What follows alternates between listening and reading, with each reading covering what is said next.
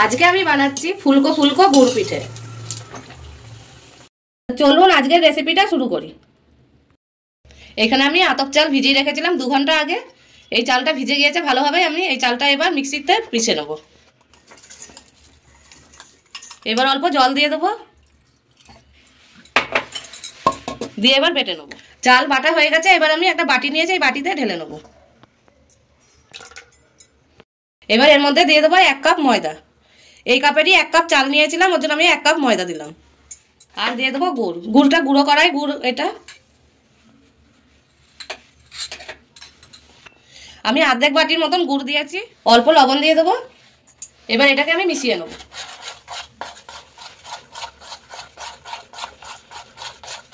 সব একসাথে মাখা হয়ে গেছে।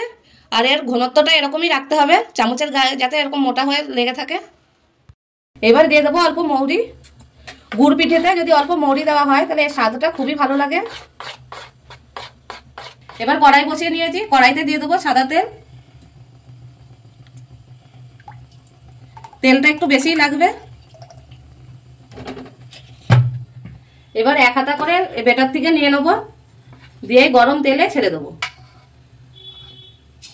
তেলের টেম্পারেচারটা যাতে খুবই গরম থাকে।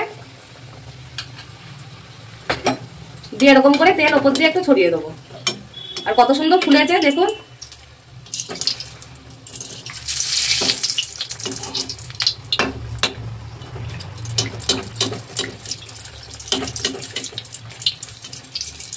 গুড় পিঠেটা হয়ে গেছে। এবার আমি নামিয়ে নেব। আর কত সুন্দর ভাবে ফুলেছে। আবারও দিয়ে দেবো 1 হাতা।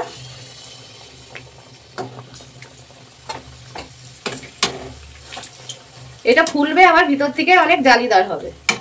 তেলে পড়ার সাথে সাথেই ফুলে যাচ্ছে পিঠেগুলো। এই পিঠেটা বানানো খুবই সহজ।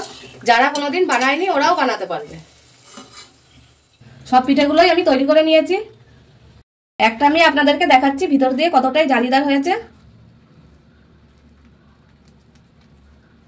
কতটাই জালিদার আছে। আপনারাও বাড়িতে বানিয়ে দেখবেন, খেতে কিন্তু খুবই ভালো লাগবে। আর এই রেসিপিটা যদি ইউটিউব থেকে দেখে থাকেন তাহলে চ্যানেলটা সাবস্ক্রাইব করে দেবেন, আর ফেসবুক থেকে দেখে থাকলে পেজটাকে ফলো করে নেবেন। আবার আপনাদের সাথে দেখা হচ্ছে একটা নতুন রেসিপি নিয়ে।